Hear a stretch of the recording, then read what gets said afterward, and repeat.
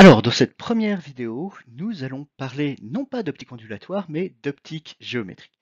Ici, le but, c'est de revenir sur les concepts de base de l'optique géométrique, les concepts les plus importants qui pourront nous être utiles dans le cadre du cours d'optique ondulatoire. Donc là, j'insiste bien ici, c'est vraiment des rappels extrêmement succincts qui peuvent absolument pas se substituer à un cours traditionnel d'optique géométrique qui peut compter plusieurs dizaines d'heures.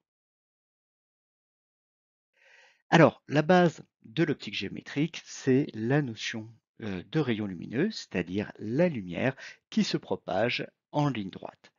Et pour changer la direction de ces rayons lumineux, on va utiliser des lentilles. À chaque interface, l'interface d'entrée, l'interface sortie de la lentille, le rayon lumineux va être dévié. C'est la loi de Snell-Descartes qui dicte la réfraction N1 sinus I1 qui vaut N2 sinus I2. Alors, les lentilles qu'on va considérer, elles sont de symétrie d'évolution, donc on peut facilement définir l'axe optique. Et on va se placer dans les conditions de ce qu'on appelle l'optique paraxiale. C'est l'optique traditionnelle, on appelle aussi ces conditions les conditions de Gauss. Et il s'agit ici de considérer des rayons qui forment un angle qui est faible par rapport à l'axe optique. Et du coup, les sinus ou bien les tangentes des angles impliqués, on va pouvoir les approximer par la valeur de l'angle lui-même. Ça va nous simplifier la démarche et on voit tout de suite que la loi Descartes, du coup, devient N1 I1 qui est approximable par N2 I2.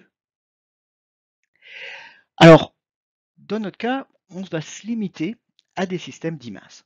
Donc l'épaisseur de la lentille qu'on va utiliser, elle sera faible.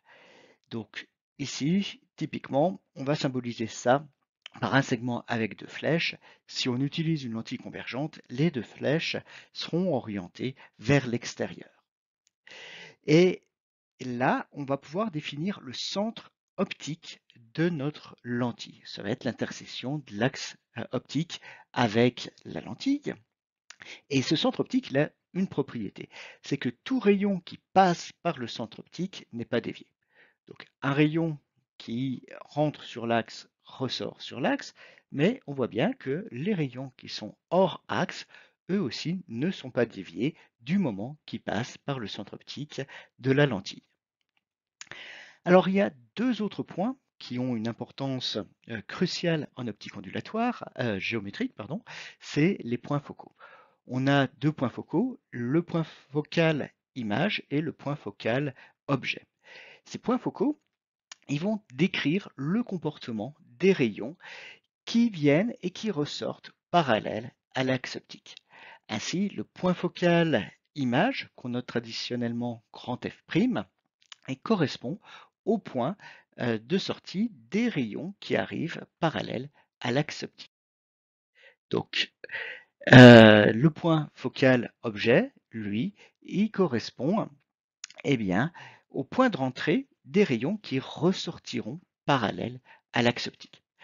Alors, à ces points focaux, on va pouvoir leur associer deux distances, les distances focales.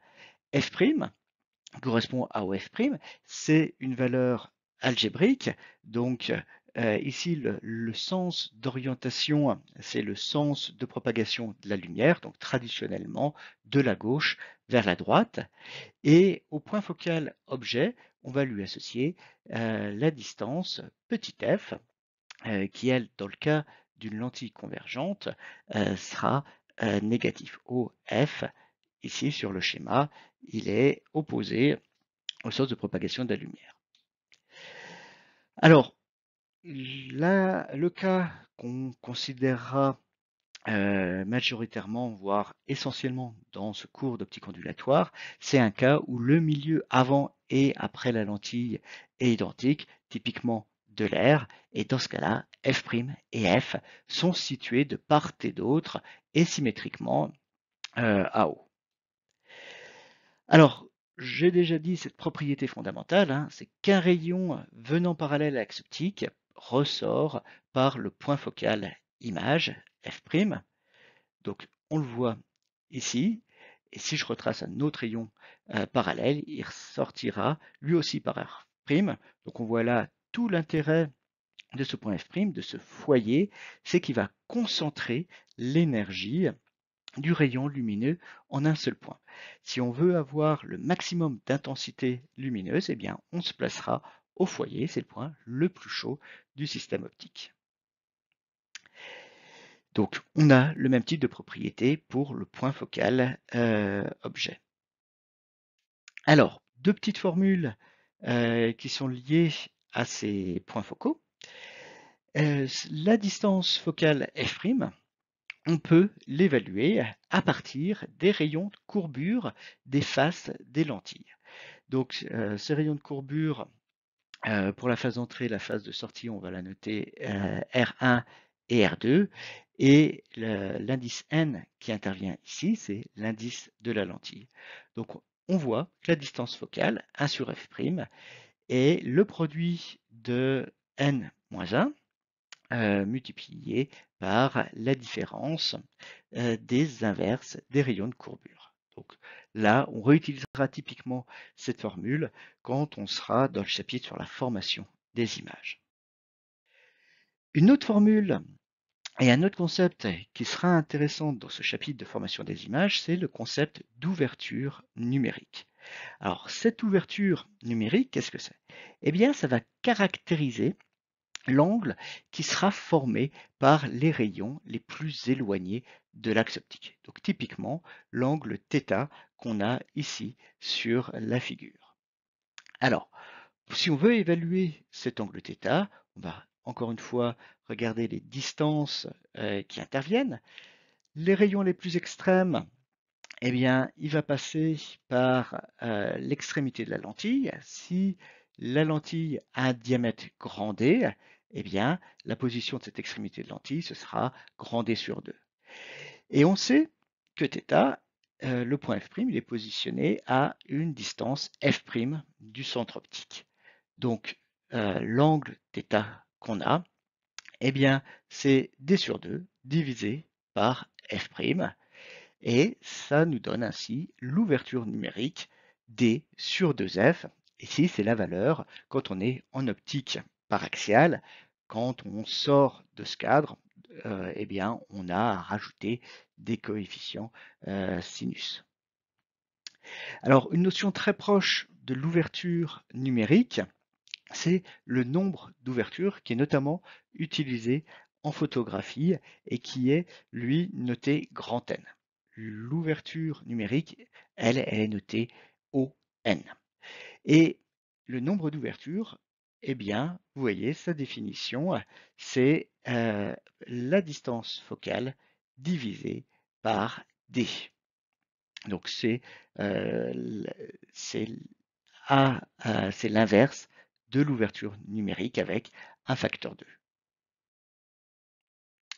Alors, toujours dans les propriétés qui sont à relier avec le plan focal, avec la position du foyer, c'est la notion de plan focal. Alors, si on considère des rayons qui arrivent parallèles, mais ici non parallèles à l'axe optique, eh bien, tous ces rayons vont converger dans le plan focal image. Alors ici, j'ai déjà tracé le rayon qui passe par le centre optique, on sait qu'il n'est pas dévié. Si je trace maintenant un autre rayon, eh bien, je sais qu'il va couper le premier rayon dans le plan focal image. Ce plan focal image, c'est le plan perpendiculaire à l'axe optique qui passe par le foyer image. Donc voilà, c'est très simple de trouver où va se former l'image de ce faisceau initialement parallèle. Et je peux m'amuser à tracer un troisième rayon, le rayon qui est toujours parallèle aux deux précédents, mais qui passe par le foyer objet cette fois-ci. Et comme il passe par le foyer objet, il ressort parallèle à l'axe optique et on voit eh bien, que lui aussi va converger au même endroit dans le plan focal image. Alors si on regarde un peu plus en détail cette image et la position du point de focalisation des différents rayons, eh bien, on constate qu'on peut faire le même type de raisonnement qu'on a tenu avec l'ouverture numérique précédemment et qu'on peut relier l'angle I à la position x' du point de convergence et à la distance focale f'.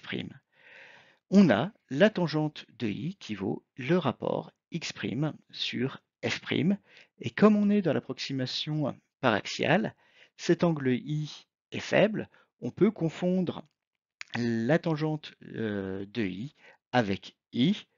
Et donc, la valeur de I, ça devient x' sur f'. Ou autrement, on peut voir ça autrement. X' est directement proportionnel à l'angle I. Et je vous rappelle, hein, sur le schéma, c'est non seulement l'angle des rayons en sortie de la lentille, mais ça correspond aussi à l'angle I qu'on a ici, c'est-à-dire l'angle que fait le faisceau parallèle de rayons par rapport à l'axe optique. Donc là, on voit que l'information qu'on collecte dans le plan focal image à travers x' va nous permettre de connaître l'angle I qu'on a pour ce rayon de faisceau parallèle qui arrive sur la lentille. C'est quelque chose qu'on va beaucoup réutiliser, notamment dans la diffraction, ou bien également dans l'observation de figures d'interférence. Alors, je vais finir cette partie de rappel par discuter la formation d'une image en prenant l'exemple toujours d'une lentille convergente et on va faire ensemble la construction géométrique typique. Donc si on part d'un objet AB, eh bien on va rechercher l'image de B à travers la lentille. Et pour ça, on va tracer différents rayons. Donc on a déjà eu l'occasion de tracer des rayons. On sait que le premier rayon qu'on trace traditionnellement, c'est le rayon qui passe par le centre optique. Donc voilà, je l'ai fait. Et puis après, on va chercher à tracer un rayon qui exploite nos foyers. Eh bien, je vais choisir pour ça de tracer le rayon issu de B qui est parallèle à l'axe optique et je sais qu'en sortie, ce rayon va émerger en passant par F'. Et ce qu'on voit, c'est que j'ai intersection des deux rayons et cette intersection va nous définir la position de B'. Et du coup, ça y est, on a tracé l'image de mon objet AB, mon objet A'B'. Alors là, j'ai choisi d'exploiter F'. Si je veux exploiter F, j'ai tout à fait le droit, hein, il n'y a pas un rayon qui est meilleur que l'autre. Alors si je le fais, eh bien je vais tracer le rayon issu de B qui passe par le foyer objet et je sais que ce rayon va ressortir parallèle à l'axe optique. Et quand je fais ma construction, je vois bien que tous les rayons convergent bien au même point B', ce qui est rassurant.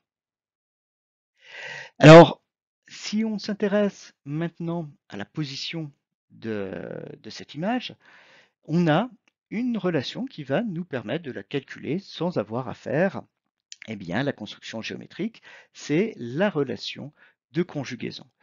Donc, cette relation de conjugaison, elle implique la distance focale, elle va impliquer également les distances Z' et Z, qui sont les positions par rapport au centre optique de l'objet pour Z et de l'image pour Z'.